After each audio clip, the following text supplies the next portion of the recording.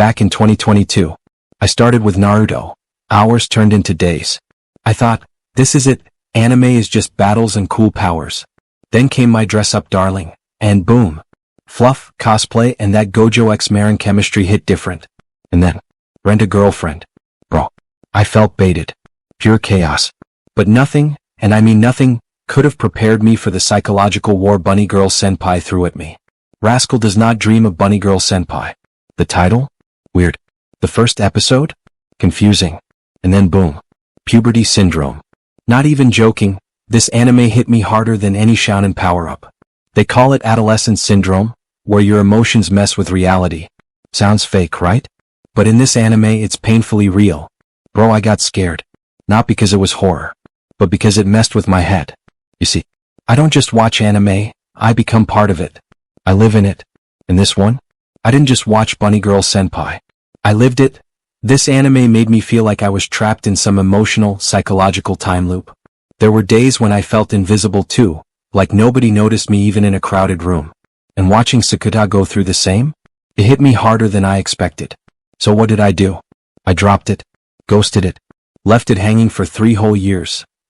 I wasn't just confused, I was anxious. This anime reflected emotions I never wanted to confront. Loneliness, isolation, fear of being forgotten. And back then I wasn't ready to face that mirror. But now, it's 2025. I looked it dead in the eye and said, I'm not scared anymore. So I clicked play. 6.5 hours later. And this time, I finished it. And bro, I'm glad I did. Spoiler warning. If you haven't watched Bunny Girl Senpai, do yourself a favor. Pause this video. Go binge all 13 episodes. Cry. Reflect. Come back. Because I'm about to dive into emotions, plot twists, and philosophical pain. You've been warned. Now let's continue. The anime starts with Sakuta, our MC, getting woken up by his little sister. Typical anime slice of life start, right? Wrong. This dude's life takes a turn when he sees a literal bunny girl strutting around in the school library. And not just any bunny girl, it's Mai Sakurajima, a famous actress who's now being completely forgotten by the world around her. And no, it's not a metaphor. It's puberty syndrome, basically anime's way of showing emotional trauma as real-world physics-breaking curses. Sakuta tries to help her. As they grow closer, things spiral. Her own mother forgets her. His friend forgets her. And Sakuta? He fights sleep itself just so he doesn't forget her too. But he loses. He sleeps. He forgets. Still, his heart remembers. And in one of the coldest, rawest moves ever, Sakuta runs out of his exam and confesses his love to Mai in front of the entire school.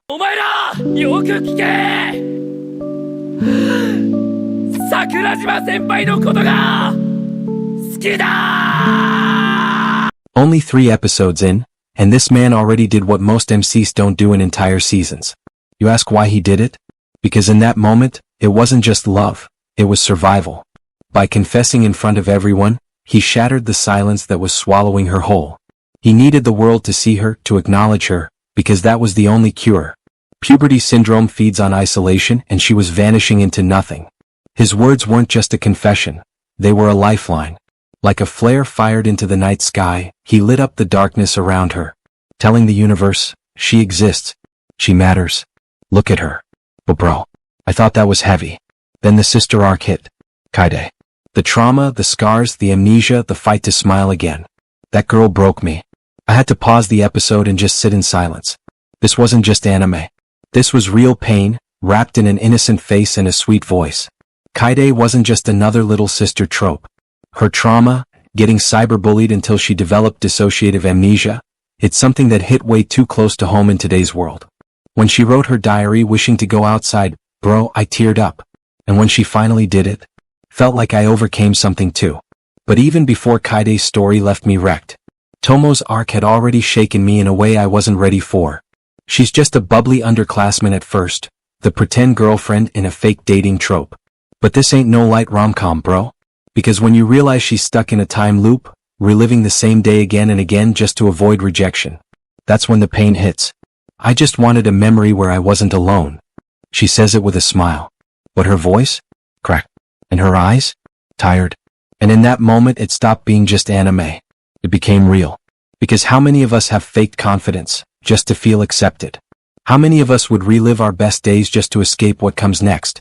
Then came Rio Futaba, the genius science girl, always calm, always rational.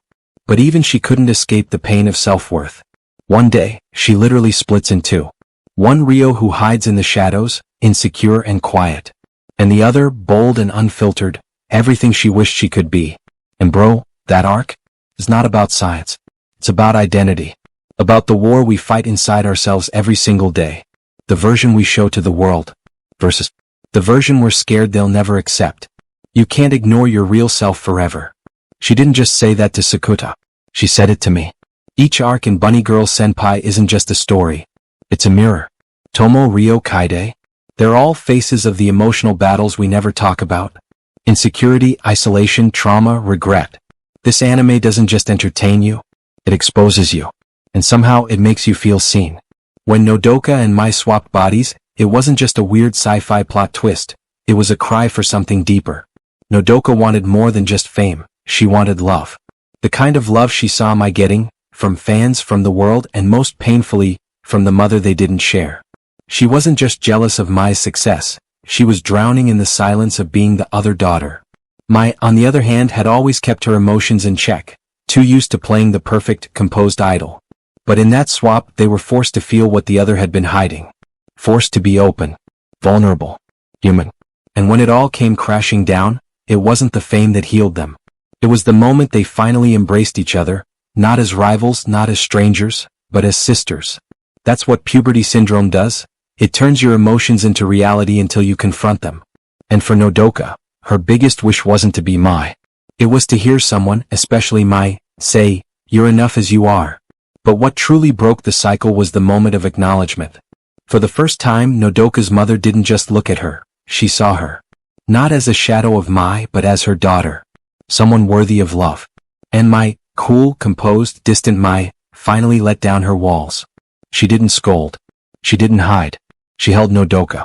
With tears streaming down their faces, they hugged like sisters who had been apart for a lifetime. Not because they were forced to, but because they finally understood each other.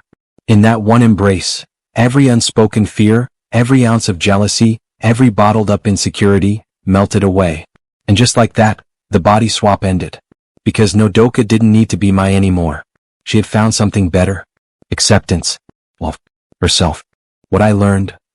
From Mai, I learned that people might forget you, but it doesn't mean you stop existing. From Kaide, I learned that healing is slow, but possible. From Sakuta, I learned that sometimes, loving someone means fighting battles they'll never see. From Rio, I learned that accepting yourself isn't weakness, it's survival. From Tomo, I learned that no moment is worth reliving if it means hiding who you really are. From Nodoka, I learned that no spotlight shines brighter than the love that comes from being seen for who you really are. And let's talk waifu. Mai, she's not just top tier. She's the blueprint. Mature. Calm. Real. Supportive.